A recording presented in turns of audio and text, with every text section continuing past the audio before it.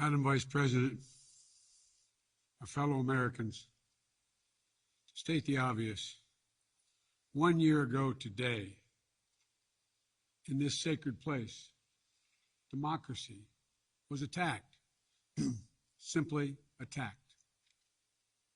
The will of the people was under assault.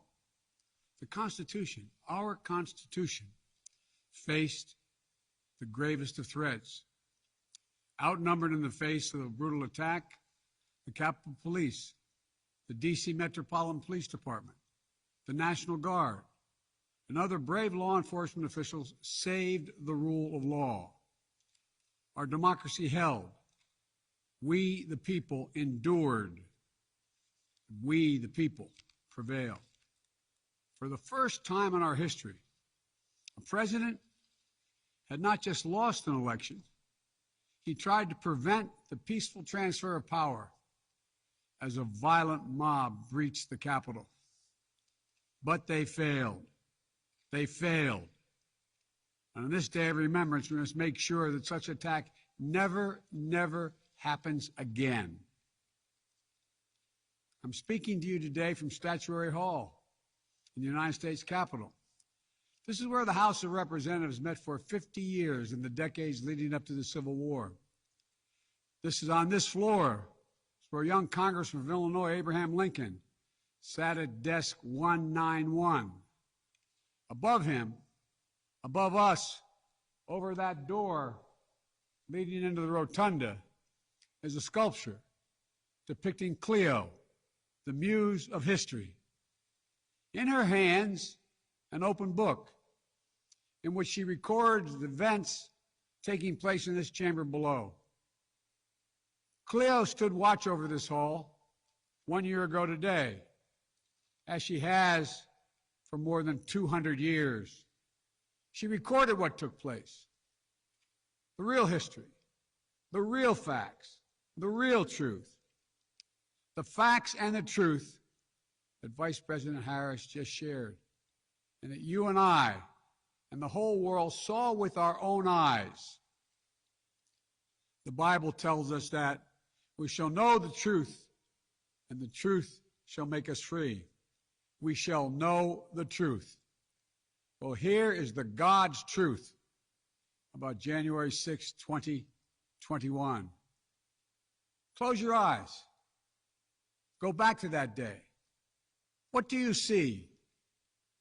Rioters rampaging, waving for the first time inside this Capitol Confederate flag that symbolized the cause to destroy America, to rip us apart.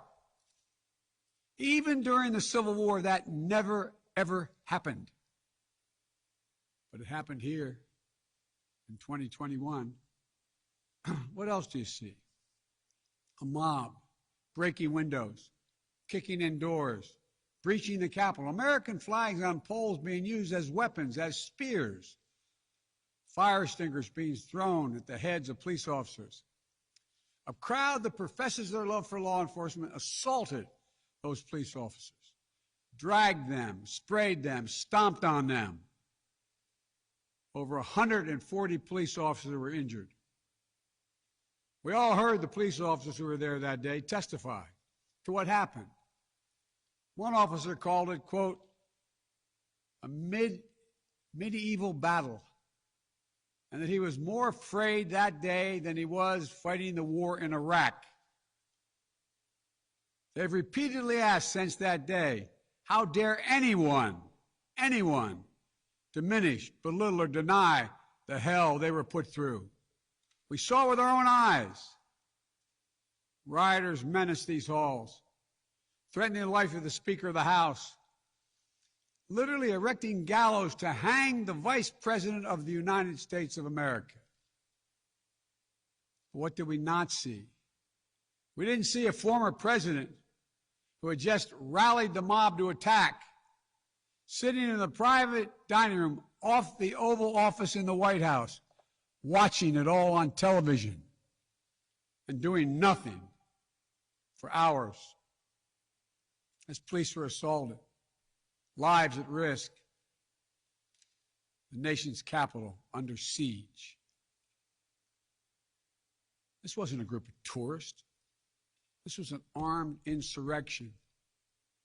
They weren't looking to uphold the will of the people. They were looking to deny the will of the people. They weren't looking to uphold a free and fair election. They were looking to overturn one.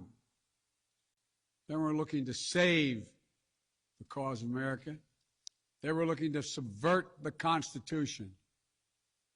This isn't about being bogged down in the past. It's about making sure the past isn't buried. That's the only way forward. That's what great nations do. They don't bury the truth. They face up to it. Sounds like hyperbole, but that's the truth. They face up to it. We are a great nation. My fellow Americans, in life there's truth, and tragically there are lies.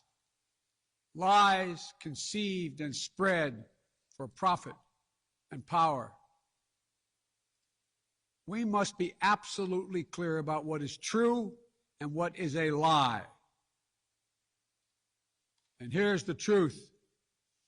The former President of the United States of America has created and spread a web of lies about the 2020 election.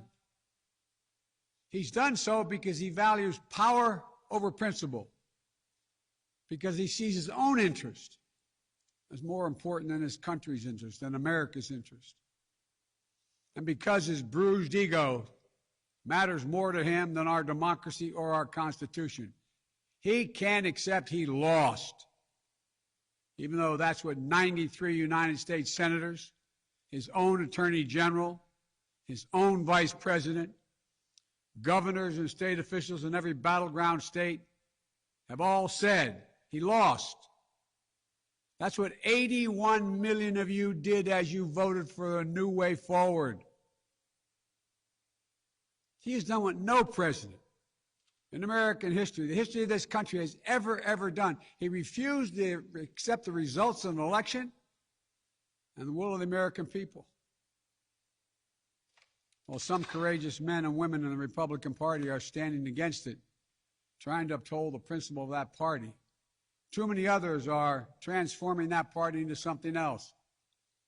They seem no longer to want to be the party of Lincoln, Eisenhower, Reagan, the Bushes. But whatever my other disagreements are with Republicans who support the rule of law and not the rule of a single man, I will always seek to work together with them to find shared solutions where possible. Because if we have a shared belief in democracy, then anything is possible. Anything. And so at this moment, we must decide, what kind of nation are we going to be? Are we going to be a nation that accepts political violence as a norm? Are we going to be a nation where we allow partisan election officials to overturn the legally expressed will of the people? Are we going to be a nation that lives not by the light of the truth, but in the shadow of lies? We cannot allow ourselves to be that kind of nation. The way forward is to recognize the truth and to live by it. The big lie being told by the former president and many Republicans who fear his wrath is that the insurrection in this country actually took place on Election Day, November 3rd, 2020. Think about that. Is that what you thought? Is that what you thought when you voted that day? Taking part in an insurrection? Is that what you thought you were doing? Or did you think you were carrying out your highest duty as a citizen and voting? The former president's supporters are trying to rewrite history. They want you to see Election Day as the day of insurrection.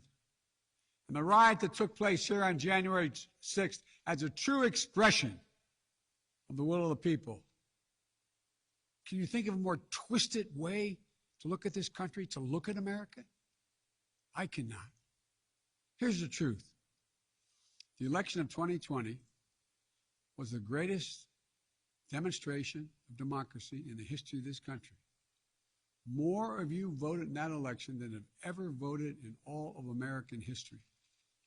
Over 150 million Americans went to the polls and voted that day. In a pandemic, some at great risk to their lives. They should be applauded, not attacked. Right now, in state after state, new laws are being written, not to protect the vote, but to deny it. Not only to suppress the vote, but to subvert it. Not to strengthen or protect our democracy, but because the former president lost, instead of looking at the election results from 2020 and saying they need new ideas or better ideas to win more votes, the former president and his supporters have decided the only way for them to win is to suppress your vote and subvert our elections. It's wrong.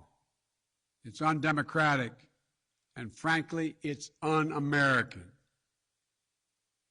The second big lie being told by the former president and his supporters is that the results of the election of 2020 can't be trusted.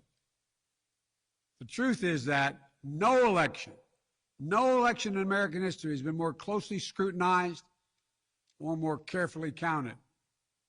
Every legal challenge questioning the results in every court in this country that could have been made was made and was rejected, often rejected by Republican-appointed judges, including judges appointed by the former president himself, from state courts to the United States Supreme Court. Recounts were undertaken in state after state. Georgia counted its results 3 times, with 1 recount by hand.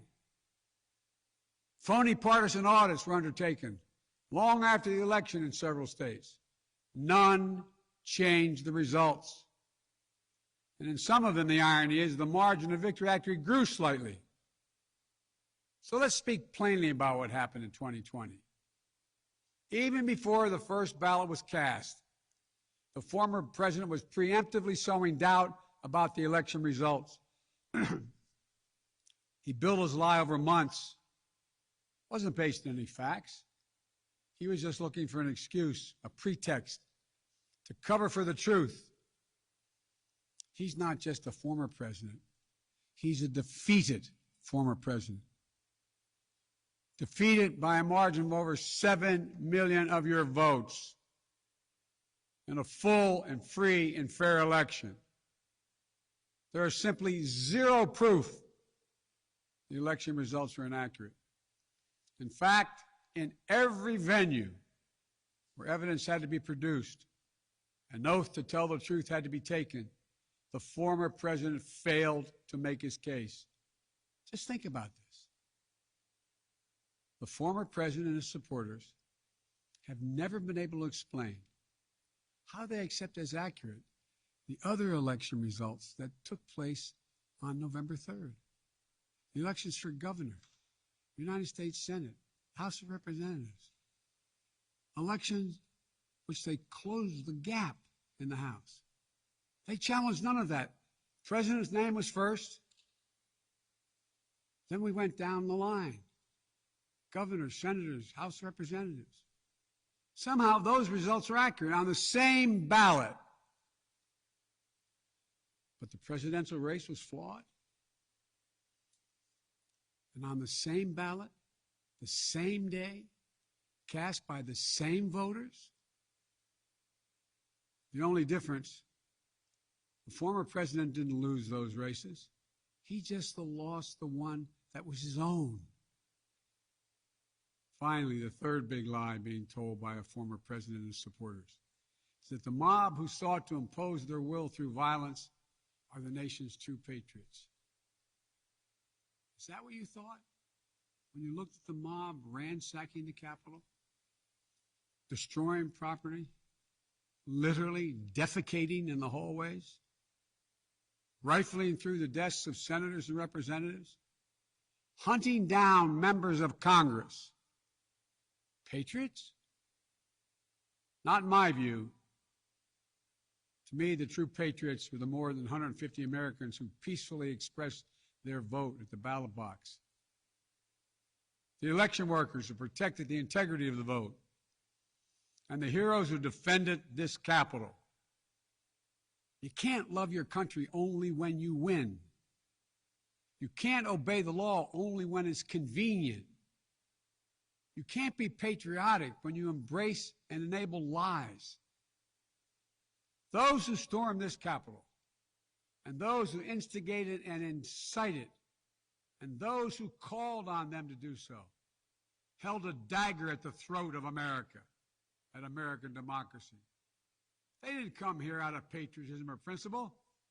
They came here in rage, not in service of America, but rather in service of one man. Those who incited the mob, the real plotters who were desperate to deny the certification of this election, defy the will of the voters. But their plot was foiled. Congressmen, Democrats, and Republicans stayed.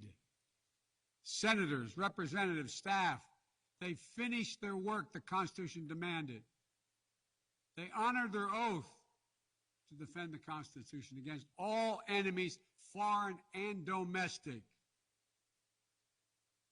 Look, folks, now it's up to all of us, to we the people, to stand for the rule of law, to preserve the flame of democracy, to keep the promise of America alive.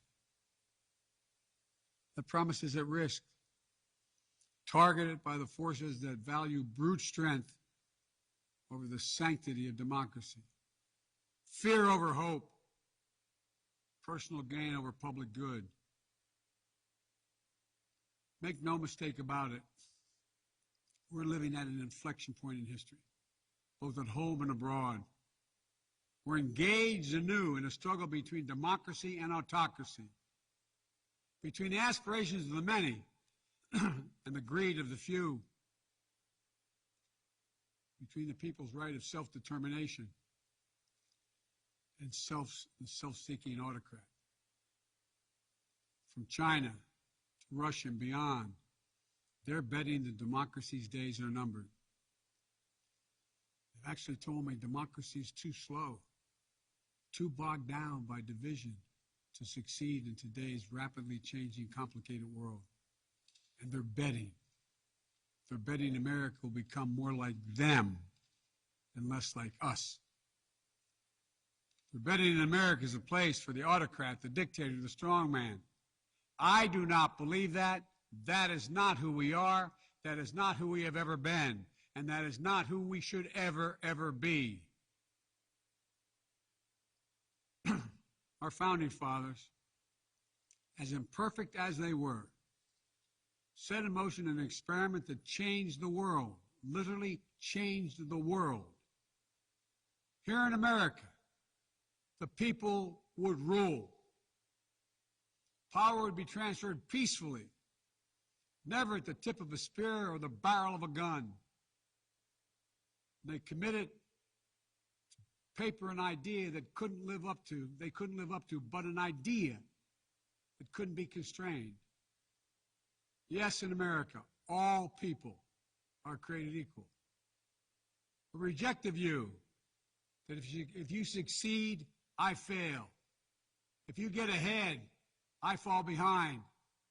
If I hold you down, I somehow lift myself up. The former president who lies about this election and the mob that attacked this Capitol could not be further away from the core American values. They want to rule, or they will ruin. Ruin what our country fought for at Lexington and Concord, at Gettysburg and Omaha Beach, Seneca Falls, Selma, Alabama. What we were fighting for? The right to vote, the right to govern ourselves, the right to determine our own destiny. With rights come responsibilities. Responsibility to see each other as neighbors, Maybe we disagree with that neighbor, but they're not an adversary. Responsibility to accept defeat. Then get back in the arena and try again the next time to make your case. Responsibility to see that America is an idea. An idea requires vigilant stewardship. As we stand here today, 1 year since January 6, 2021, the lies that drove the anger and madness we saw in this place, they have not abated. So we have to be firm, resolute, and unyielding in our defense of the right to vote and to have that vote counted. Some have already made the ultimate sacrifice in this sacred effort. Jill and I have mourned police officers in this Capitol Rotunda not once but twice in the wake of January 6th.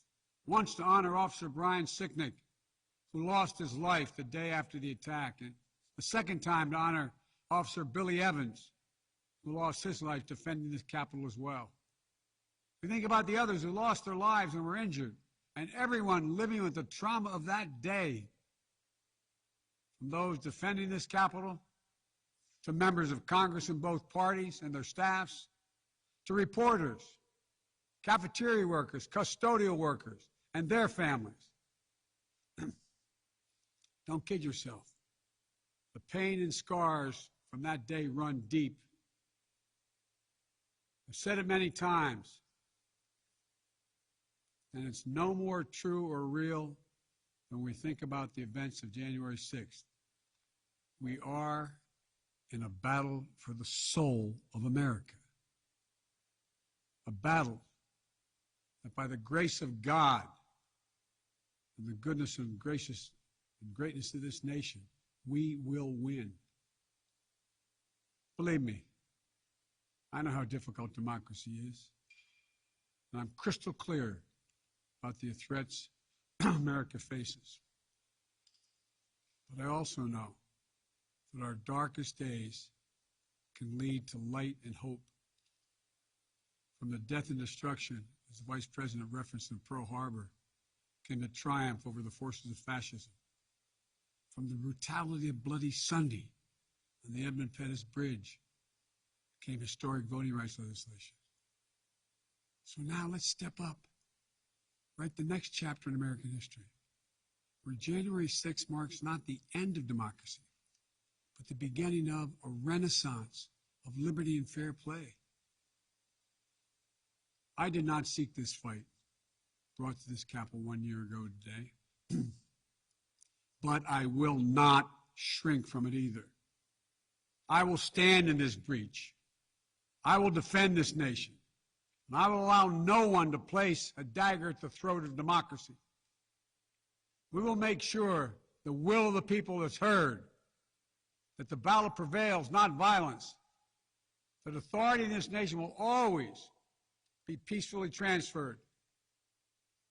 I believe the power of the presidency and the purpose is to unite this nation, not divide it, to lift us up, not tear us apart. To be about us, not about me. Deep in the heart of America burns a flame, lit almost 250 years ago, of liberty, freedom, and equality. This is not a land of kings or dictators or autocrats. We're a nation of laws, of order, not chaos, of peace, not violence.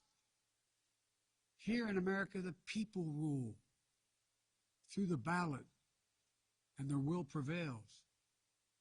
So let us remember, together, we're one nation, under God, indivisible. That today, tomorrow, and forever at our best, we are the United States of America. God bless you all. May God protect our troops. And may God bless those who stand watch over our democracy.